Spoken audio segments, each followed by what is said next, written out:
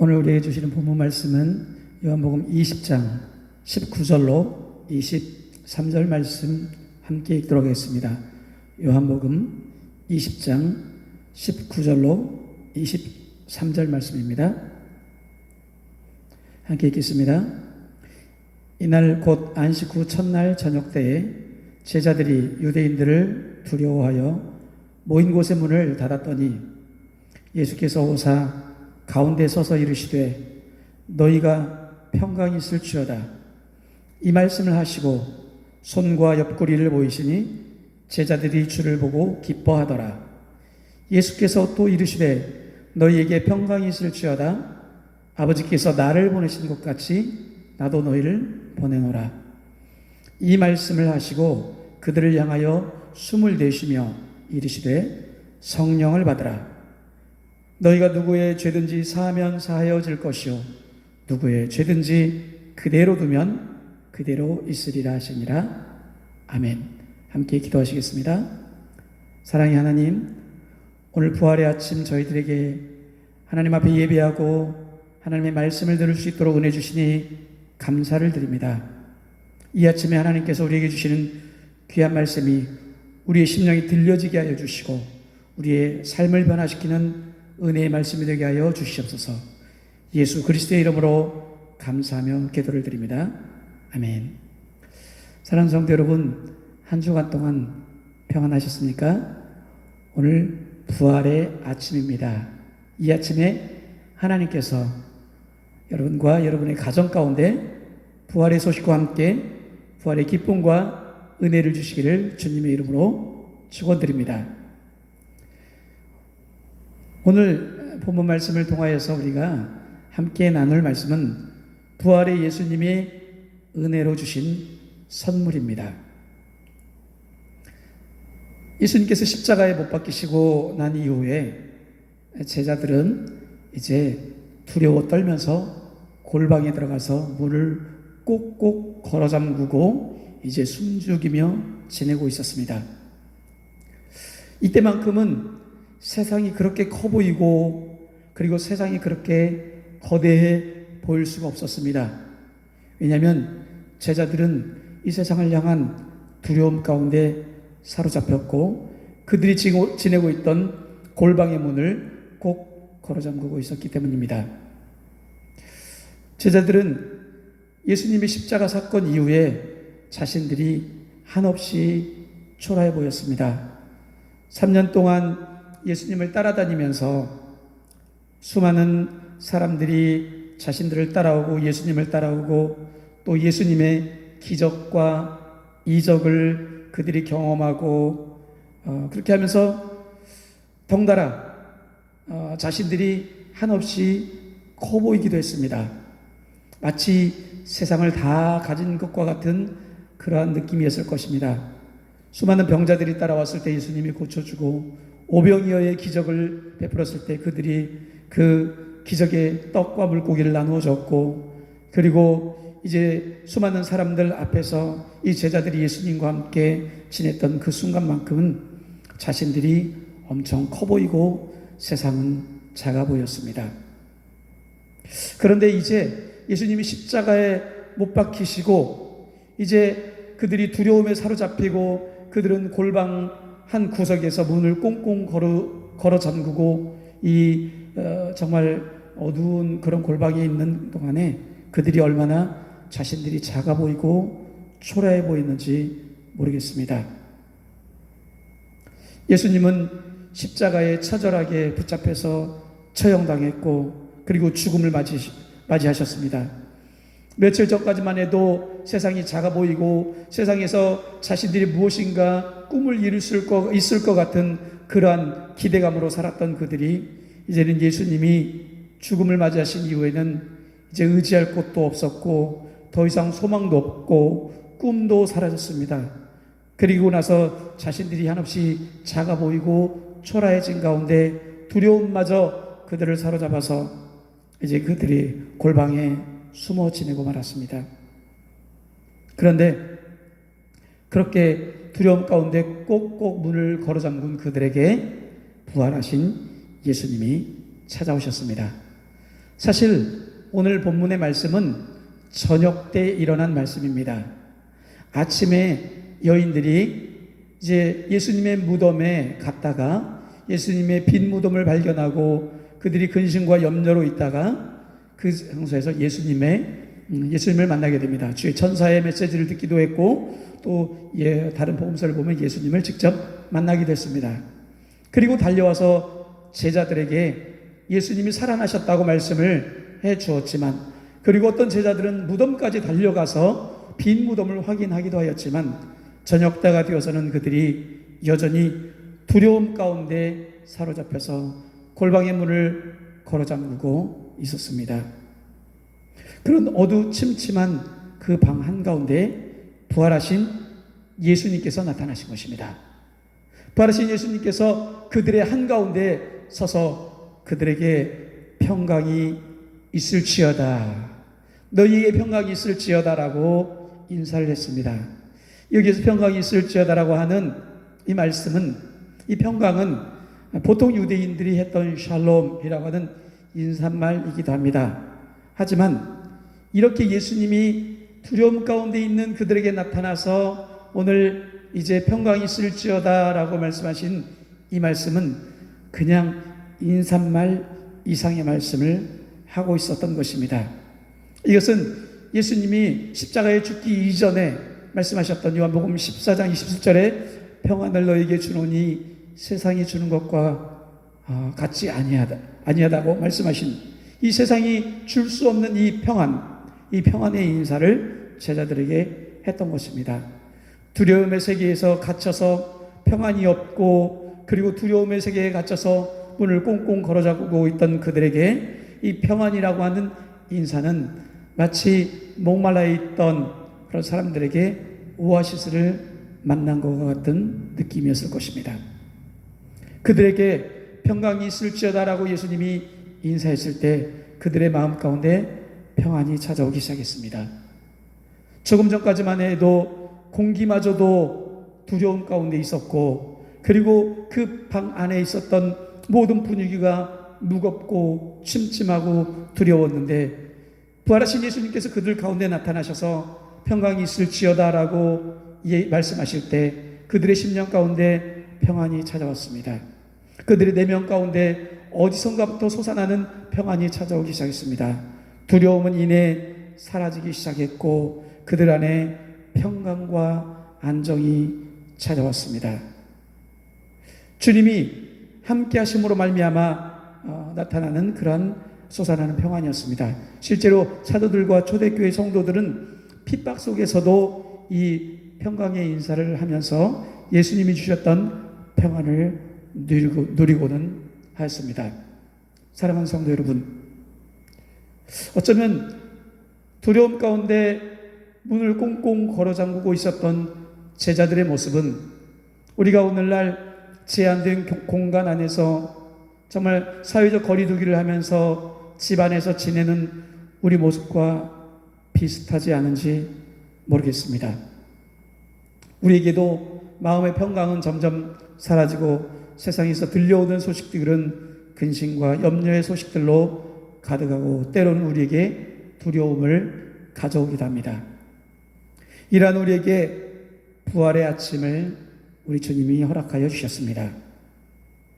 부활의 아침에 제자들을 찾아가고 또 부활의 저녁 때에 제자들을 찾아가셨던 그 예수님께서 오늘 우리에게 찾아오셨습니다. 그리고 우리에게 주시기 원하시는 것은 평강입니다. 샬롬, 너희에게 평강이 있을지어다.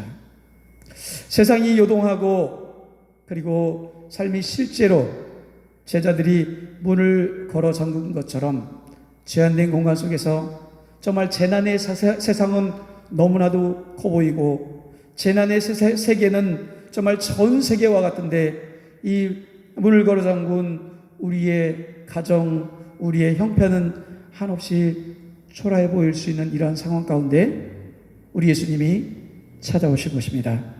그리고 우리에게 말씀하십니다. 너희에게 평강이 있을지어다. 세상이 줄 수 없는 두려움을 이기는 능력의 평안을 우리 부활의 예수님께서는 우리에게 가지고 오신 것입니다. 부활하신 예수님은 어떤 예수님이십니까? 죽음을 이기신 예수님이십니다. 어둠의 권세를 이기신 예수님이십니다. 죄의 권세를 이기신 예수님이십니다. 죄의 권세를 깨뜨리신 예수님이십니다. 오늘날 전 세계에 있는 이런 많은 환난을 당하고 있고 두려움 가운데 있는 이러한 세계에 있을지라도 예수님은 이 모든 두려움을 깨뜨리실 수 있는 부활의 예수님이십니다. 그 예수님을 이 아침에 만나시고 예수님께서 우리에게 주시는 그 평안의 능력을 덧입으시기를 바랍니다. 부활의 예수님을 만나십시오. 그러면 우리에게 평강이 찾아옵니다. 두 번째로, 이제 예수님께서는 평안을 얻은 이 제자들, 조금 전까지만 해도 두려워 떨던 이 제자들이 예수님이 평강이 있을지어다 말씀하실 때에 부활의 예수님께서, 죽음을 이기신 예수님께서, 사망과 죄악을 이기신 예수님께서 이제 제자들에게 찾아오셔서 평강을 주신 예수님을 만났던 제자들이 이제 그 두려움을 이기고 평강을 마음에 누리기 시작했습니다. 그리고 평강을 누리고 이제 예수님을 바라보니까 예수님이 보였습니다. 오전까지만 해도, 아침까지만 해도 여인들이 제자들에게 예수님이 살아나셨다고 분명히 이야기를 해주었습니다. 그런데 그 이야기가 평강이 없던 그들에게는 믿음으로 다가오질 않았습니다. 예수님이 부활했다는 소식, 그리고 심지어 베드로와 요한, 야고보는 달려가서 빈 무덤을 확인했음에도 불구하고 그들의 마음에는 평안이 없었는데 부활하신 예수님께서 그들을 찾아오셔서 만나주시고 평강이 있을지어다라고 말씀하시니까 마음의 평안을 얻고 나서 그들에게 부활하신 예수님이 눈에 들어오기 시작했습니다. 예수님이 살아나셨다는 소식뿐만 아니고 이제는 살아나신 예수님께서 그들의 눈에 보이게 나타나신 것입니다. 예수님이 직접 찾아오신 것입니다. 그들의 마음 가운데는 평안뿐만 아니고 이제는 예수님을 봄으로 말미암아 기쁨이 가득하였다고 주를 보고 기뻐하더라라고 오늘 20절 말씀 이야기를 하고 있습니다. 3년을 동고동락했던 예수님, 그리고 함께 먹고 그들이 따르고 이 제자들이 의지하고 풍랑을 만났을 때 예수님을 잠에서 깨우면서 살려달라고 했고, 그리고 수많은 무리들과 함께 있을 때 제자들이 예수님과 함께 동역했던, 그리고 훈련시키시고 예수님이 제자들을 파송시키셔서 이제 전도대를 파송시키셨을 때 그들이 예수님의 능력으로, 예수님의 이름으로 능력을 행하고 돌아와 예수님께 기쁨으로 보고했고, 그렇게 예수님과 함께 지내던 그 제자들이 예수님이 십자가의 죽음을 맞이하자마자 절망과 두려움 속에 떨었습니다. 그들에게는 더 이상 인생의 소망이 없어졌고 미래가 갑자기 사라졌습니다. 그런데 이제 잠시 전까지만 해도 두려웠던 그들이 부활하신 예수님을 보자마자, 만나자마자 너무나도 기뻤고 너무나도 반가운 나머지 그들의 심령 속에 기쁨이 찾아왔고 그들의 얼굴에는 웃음꽃이 피기 시작했습니다. 다시 사신 예수님이 찾아오심으로 말미암아 그들의 마음속에 기쁨이 가득했습니다. 마음에 소망이 벅차오르기 시작했습니다.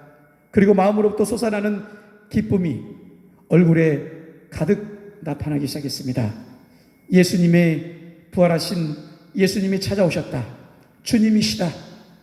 그들에게 마음속으로부터 탄성이 터져나오기 시작했습니다.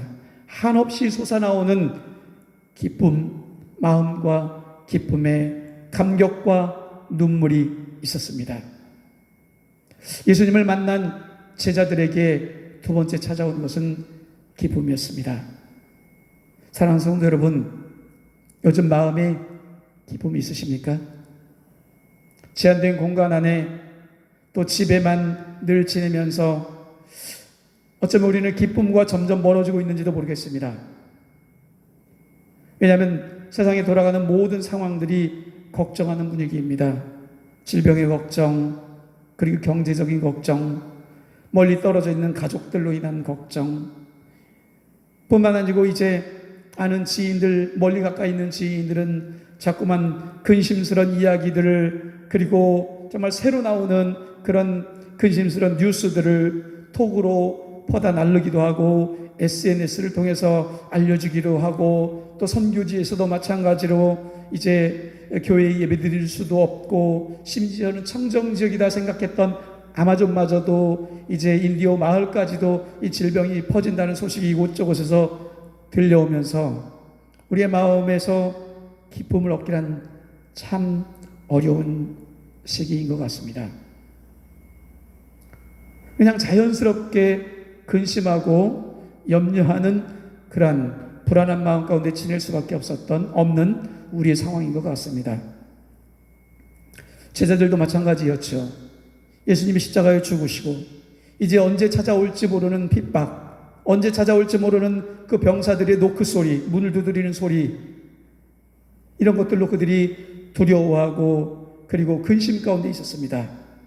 그런데 그 두려움의 골방에 있었던 제자들이 기쁨을 만난 것입니다. 바로 부활하신 예수님입니다. 그 예수님이 동일하게 오늘 부활의 아침에 우리에게 찾아오십니다. 그 예수님께서 동일하게 우리의 삶 가운데 구체적으로 찾아오고 계십니다. 그 예수님을 만나면 기쁨이 찾아옵니다. 기쁨이 회복되어집니다. 두려움의 골방이 아닌 우리의 기도 속에 우리가 한 구절의 말씀을 읽고 묵상하는 그 묵상 가운데 예수님은 찾아오십니다. 오늘 아침 했던 큐티 말씀 속에도 예수님은 우리에게 찾아오십니다. 우리가 믿음의 행함을 행할 때 부활의 예수님께서는 그곳에도 함께 계십니다. 이웃을 향한 주님의 이름으로 섬기는 물 한 잔의 섬김 속에도 부활의 예수님은 함께 계십니다. 사랑하는 여러분, 여러분과 저의 일상 속에 예수님은 찾아오십니다. 부활의 예수님은 오늘 아침에도 저와 여러분의 이 예배 속에 함께 계시고 저와 여러분의 가정 속에 함께 계십니다. 그 예수님에게 우리의 눈을 들어 그 예수님을 향하여 바라보는 그 바라봄의 마음이 있어야 합니다. 주님을 앙망하는 그 마음이 있어야 합니다. 그래서 주님을 바라볼 때 세상을 바라보는 것보다, 두려움의 세상을 바라보는 것보다, 두려움의 골방을 쳐다보는 것보다 부활의 예수님께 집중할 때 우리의 마음속에서는 어디선가 모르는 우리의 마음속에는 기쁨이 찾아오기 시작하고 우리의 입술은 찬송과 감격의 기쁨의 노래가 있을 수 있다는 것입니다. 사랑하는 성도 여러분, 여러분의 마음에 기쁨이 부활의 예수님을 만남으로 말미암아 찾아오는 기쁨이 가득하기를 주님의 이름으로 축원드립니다. 그리고 나서는 예수님은 기쁨 가운데 있는 그들에게 이제 이렇게 말씀하십니다. 숨을 내쉬며 성령을 받으라 라고 말씀하십니다. 세 번째, 부활의 예수님께서 우리에게 찾아오셔서 주시는 은혜는 성령을 주실 것입니다. 기쁨이 가득한 마음, 평안이 있었던 제자들에게 이제 예수님께서 한 가지 선물을 더 주시는데 그들을 향하여 숨을 내쉬며 성령을 받으라 말씀하십니다. 숨을 내쉬며라는 이 표현은 마치 하나님께서 아담과 하와를 만드시고 그 코에 생기를 불어넣으시는 숨을 내쉬는 그 표현과 비슷합니다. 그리고 또 에스겔서 37장에 보면 이런 말씀이 있습니다. 생기야 사방에서부터 와서 이 사망당한 자들에게 불어서 살게 하라. 이 생기, 그리고 태초에 우리 하나님께서 아담 하와에게 불어넣었던 이 생기, 하나님의 영이죠. 이 생기를 불어넣음으로 말미암아 죽었던 것이 살아나는 역사, 그런 것과 같이 예수님께서도, 부활하신 예수님께서 그들에게 숨을 내쉬며 성령을 받으라 라고 이렇게 표현을 하고 있습니다. 이 성령을 받으라라고 하는 표현은, 이 받는다라고 하는 표현은 무슨 물건을 주듯이 받는 것이 아니고, 이제 원어를 깊이 살펴보면 영접하라라는 그런 의미를 가지고 있습니다. 인격적인 성령 하나님을 너희들이 마음으로 영접하라 하면서 이제 성령을 숨을 내쉬며 받으라라고 말씀을 해주십니다. 이 제자들이 지금 앞서 얻었던 평안과 기쁨이 계속 유지되기 위해서, 그리고 예수님께서 이제 부활하시고 승천하신 이후에도 예수님과 동행할 수 있도록 보혜사 성령을 보내주신 것입니다. 이미 앞서 예수님께서는 보혜사 성령을 보내주시겠다고 제자들에게 약속을 하셨지요. 이 약속하신 성령을 이제 제자들에게 부활하신 예수님께서 숨을 내쉬면서 성령을 받으라 라고 이야기하시면서 성령을 주신 것을 우리가 이제 발견했습니다. 이 말씀을 통해서 알게 됩니다. 예수님은 십자가에 죽으셨고, 그리고 이제 성령의 능력으로 부활하셨습니다. 아버지의 뜻을 따라 성령의 능력으로 예수님의 부활이 이루어졌죠. 이제 예수님께서 주신 평안과 기쁨이 제자들의 삶 속에 어떻게 적용될지는 성령의 역사입니다. 예수님은 제자들이 복음 전함으로 오고 오는 세대에 나타날 몸된 교회가 평안과 기쁨을 누릴 수 있도록 보혜사 성령님을 보내주셨습니다. 그러므로 사랑하는 성도 여러분, 예수님께서 숨을 내쉬면서 성령을 받으라 라고 말씀하신 것은 꼭 제자들에게만 하신 말씀이 아니고 부활의 아침을 맞는 우리들에게도 동일하게 말씀하여 주십니다. 숨을 내쉬며 예수님께서 가라사대 성령을 받으라. 예수를 믿는 우리들은 이미 우리 안에 성령이 내주에 계심을 우리가 잘 알고 있습니다. 교회가, 성도가 모든 상황 속에서 평안과 기쁨을 누리려면 성령의 은혜 안에 거해야 하고, 그리고 성령님과 동행해야 합니다. 은혜와 감동으로 말씀을 따라 역사하시는 성령님과 함께하면 부활의 예수님께서 주시는 평안과 기쁨을 우리가 지속적으로 누릴 수가 있습니다. 이것은 성령님께서 나타내시는 예수 그리스도의 성품이기도 합니다. 전 세계와 우리 모두는 지금 어려운 폭풍을 지나가고 있습니다. 그러나 우리에게는 이 폭풍 속에서도 동행하시는 성령님이 함께 계십니다. 성령과 동행하면 우리가 성령의 인도함을 받고, 그리고 성령의 인도함을 받으면 우리는 성령의 인도하심을 따라 안전한 항구를 향하여 나아갈 수가 있습니다. 소망의 닻을 내리고 우리가 이제 안전한 항구에 거할 수가 있습니다. 성령 안에 그의 능력으로 강건하여 주고 충만하신 평안과 기쁨의 능력을 이 부활의 아침에 누리시기를 주님의 이름으로 축원드립니다. 이제 성령을 받으라라고 말씀하신 예수님께서 이제 네 번째 제자들에게 주시는 또 하나의 선물이 있습니다. 이렇게 말씀하시죠.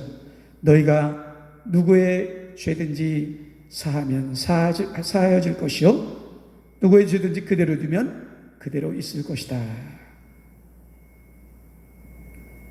사실 이 말씀은 엄청난 말씀입니다. 왜냐하면 유대인들에게 죄를 사하는 권세는 하나님에게만 있었기 때문입니다.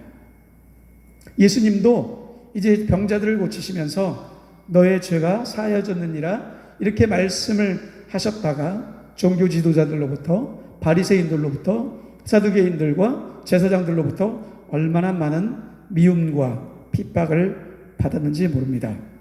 그래서 너의 죄가 사해졌느니라 이 말씀은 마치 신성모독을 하는 것과 같다고 취급당했던 시대입니다. 그런데 그러한 당시에 예수님께서 제자들에게 너희가 누구의 죄든지 사하면 사하여 줄 것이요, 이렇게 말씀을 하셨습니다. 사실은 이것은 제자들에게 이제 사명을 주시는 말씀입니다. 죄를 사하는 권세가 너희들에게 주어졌다. 이것은 교회가 세상에서 어떠한 존재인지, 제자들이 세상에서 어떠한 존재인지, 그리고 우리 그리스도인들이 세상에서 어떠한 존재인지를 분명히 알게 하는 엄청난 말씀입니다. 죄를 사하는 권세가 교회에 있다. 죄를 사하는 권세가 그리스도인들의 입술 가운데 있다는 것입니다. 이것은 복음을 전할 제자들에 대한 사명에 대한 말씀이요, 복음을 전할 교회에 대한 사명의 말씀이요, 복음을 전할 그리스도인들에 대한 사명의 말씀입니다. 그리스도인은 혹은 교회는 세상에서 복음의 능력으로 세상의 구원을 선포할 능력을 가진 존재임을 말씀해 주고 있습니다. 그렇습니다. 복음은 구원을 주신 하나님의 능력이라고 말씀을 하셨습니다. 이 복음의 능력을 통하여서 우리가 세상에 죄를 사하면 죄가 사하여지는 것이요, 복음을 전함으로 말미암아 죄가 있다고 말하면 죄가 있는 것입니다.